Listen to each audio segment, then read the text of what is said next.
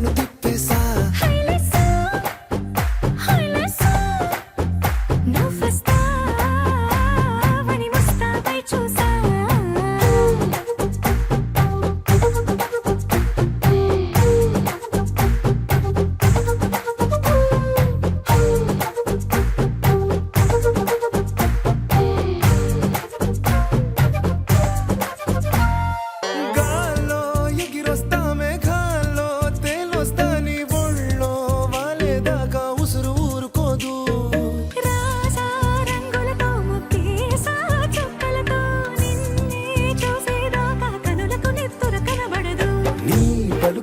గుండెలకే అలల చప్పుడనిపిస్తుంది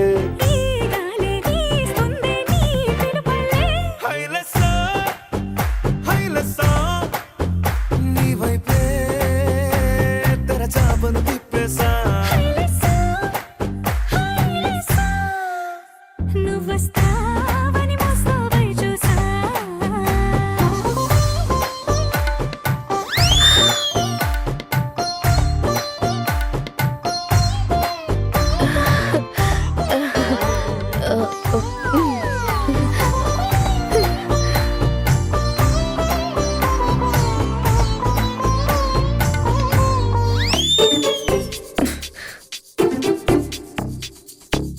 ఇదేంటి ఎప్పుడూ లేనిది కొత్తగా సిగ్గు మొగ్గలేస్తుంది. నా జీవితంలో ఇప్పటి వరకు పరిచయం లేనివన్నీ పుట్టుకొచ్చేస్తున్నాయేంటి?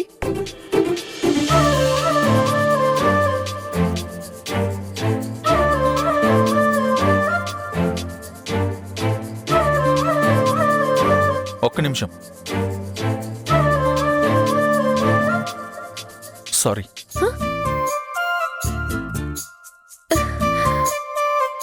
సారీ చెప్పాను అంటే నువ్వు చేసింది రైట్ అని కాదు. నేను నీ మీద చెయ్యెత్తడం తప్పు. అందుకే సారీ చెప్పాను.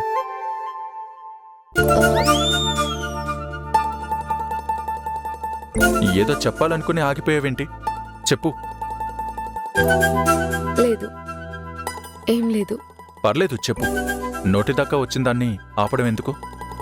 నువ్వే అంటుంటావు కదా, లోపలేం పెట్టుకోకుండా బయటికి కక్కేయాలి, లేదంటే ఏదో గిల్టీ ఫీల్ అయ్యి బుర్ర పనిచేయదు అని. మరి నువ్వెందుకు లోపల దాచుకుంటావు? చెప్పు. వద్దులేండి, మళ్ళీ అనవసరంగా ఎందుకు గొడవ? గొడవే ఉంది. అవును, మీ దగ్గర ఏం మాట్లాడినా గొడవే కదా అవుతుంది. హలో చెప్పినా గొడవ అవుతుంది, గుడ్ మార్నింగ్ చెప్పినా గొడవ అవుతుంది. అంటే ఏంటి? హాయ్ హలో చెప్పినా గొడవ పడే వాళ్ళ కనిపిస్తున్నానా నేను? ఇదిగో చూసారా, ఇప్పుడు నేనేమన్నానని నా మీద అలా రంకలేస్తున్నారు. ఏంటి రంకెలేస్తున్నానా నేను? ఇంత కూల్గా మాట్లాడుతున్నాను తెలియట్లేదా? కూల్గానా? మరి ఇంతకంటే కూల్గా ఎవరైనా ఉంటారా? ఎవ్వరూ ఉండరు. మరి చెప్పు. మీరు ఆఫీస్లో ఉండి మెసేజ్ చేశారు కదా,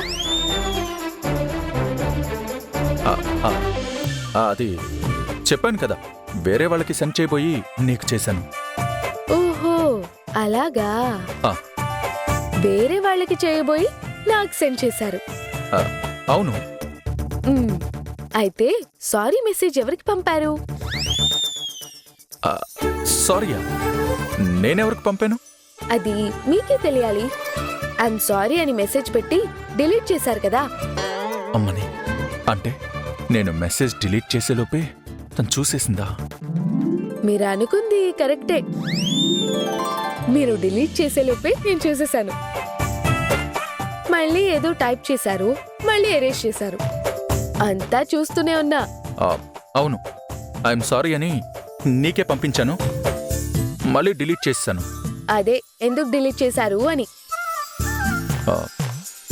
నిన్ను డైరెక్ట్గా హర్ట్ చేసి సారీ మాత్రం మెసేజ్లో చెప్తే ఏం బాగుంటుందని డిలీట్ చేసేసి నేరుగా వచ్చి సారీ చెప్పాను.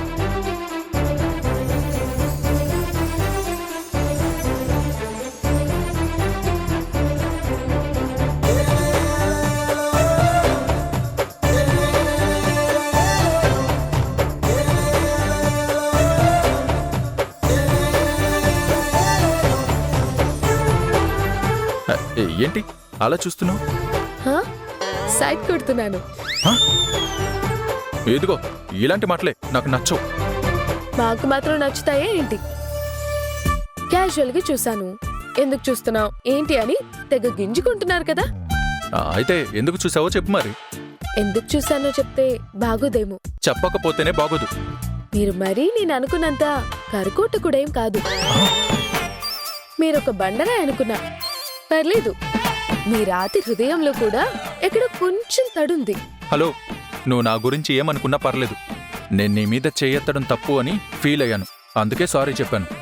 అంతకు మించి ఎక్కువ థింక్ చేయకు. సర్లే రండి, ఫోన్ చేద్దాం. నేను ఫ్రెష్ అప్ అయి వస్తాను, నువ్వు వెళ్ళు. ఓకే.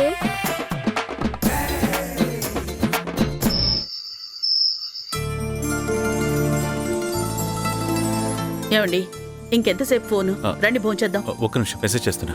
మెసేజ్ తర్వాత చేద్దురు గాని ముందు రండి భోంచేద్దాం. నందు మధులు వస్తే అందరం కలిసి భోజనం చేద్దాం. రామ మధు, నందు రాలేదా? ఫ్రెష్ అప్ అవుతున్నారు మావయ్య, వచ్చేస్తానన్నారు. మధు, డిన్నర్ అయ్యాక 3-4 డేస్కి తగ్గట్టుగా మీ ఇద్దరి బట్టలు సర్ది బ్యాగేజ్ రెడీ చేసుకోండమ్మా. బ్యాగేజ్ సర్దుకోవడం ఏంటి మావయ్య? మీరిద్దరూ బెంగళూరు వెళ్తున్నారమ్మా. బెంగళూరా? దేనికి మావయ్య? నందు అవార్డ్ ఫంక్షన్ బెంగళూరులోనే జరుగుతుందమ్మా.